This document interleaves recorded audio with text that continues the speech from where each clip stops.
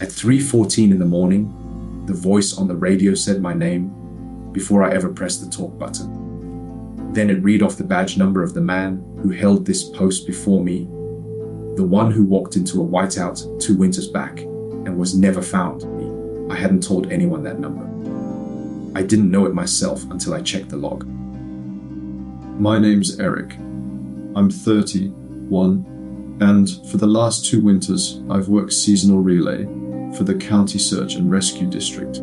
When a storm knocks the valley repeaters offline, somebody has to sit at Ridgeline Station, a 1-room cabin bolted to a granite shelf at 7,000 feet, and patch emergency traffic between stranded motorists and dispatch 40 miles down the mountain. No cell signal up there, no road. Once the pass closes, just a generator, a wood stove, and a radio that's only supposed to talk to dispatch. Every call gets logged time, frequency, caller information, nature of emergency. It's tedious work, but it's the only thing keeping people alive when a truck slides off the highway at midnight in a whiteout. That night the storm was the worst I'd seen, wind doing 60, drifts climbing past the windowsills.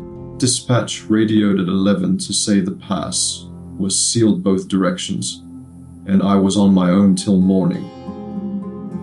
At 12:40, the emergency channel crackled open on its own, which isn't supposed to happen unless dispatch patches someone through.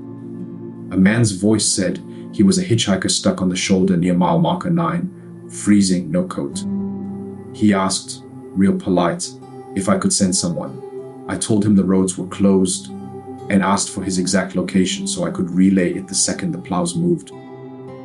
I radioed dispatch to confirm the patch. They came back confused. Nobody had routed any civilian traffic to my frequency, and that channel was reserved strictly for command communications between the cabin and the valley. As far as they knew, I was the only living soul transmitting on it that night. I figured it was bleed through from another county and let it go.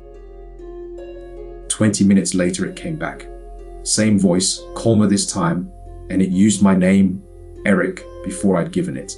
Said he could see the cabin's light through the trees. He said it was getting hard to feel his hands. I asked how he knew my name. The radio just hissed, then said, real soft, that it was on my jacket. It wasn't. I checked. I started a formal incident log right then, the way we're trained to for anything that doesn't add up timestamp, transcript, my own observations. Writing it down made it feel procedural survivable, like as long as I followed the format, nothing outside the format could touch me. Log entry 1:07. Caller identifies no vehicle, no code, exact distance to cabin unknown. Log entry 1:19. Caller asks if I'm the only one here this winter. Something about that question sent me digging through the station binder, the log left by whoever worked the post before me. I found an incident report from 2 winters earlier for an operator named Daniel Voss, badge 1142. Last entry at 2 a.m., 1 line. Going to check the porch light. There was no closing entry after that. Search teams found his coat on the steps come spring. They never found Daniel. At 2:50, the radio opened again before I touched the dial. The voice read off 1140, too slow, like a phone number it was proud of remembering. I hadn't said that number out loud. I hadn't even finished reading the file. That's when I understood this wasn't bleed through, and it wasn't a man freezing on the shoulder of the highway.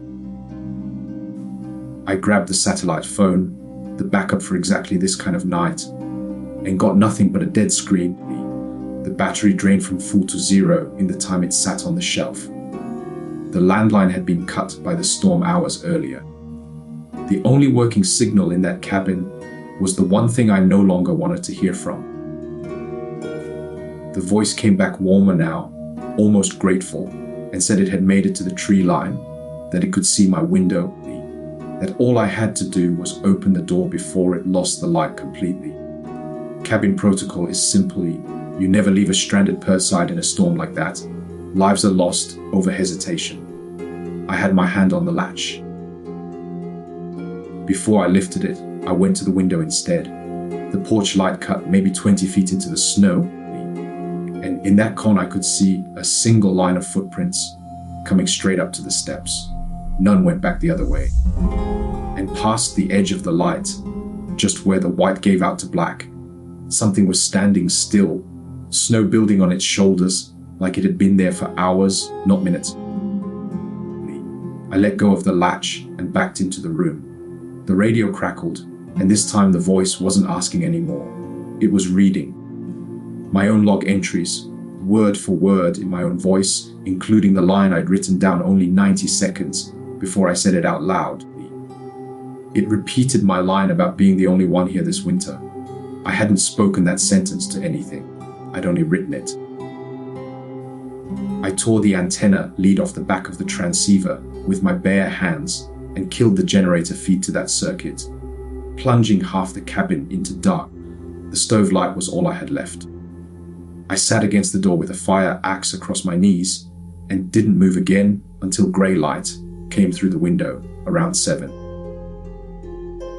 When I finally looked outside, the single line of footprints was still there, still leading up to the steps, still with nothing leading away.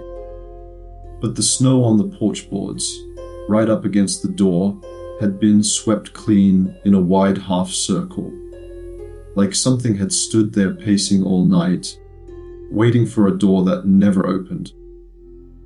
The plow crew that dug out the past 3 days later found the channel log exactly as I'd left it, and dispatch filed the calls as unauthorized interference, case unresolved.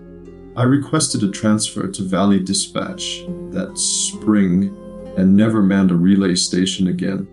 To this day, if anyone calls in cold and lost and uses my name before I've given it, I don't pick up, and I never ever ask how they know it.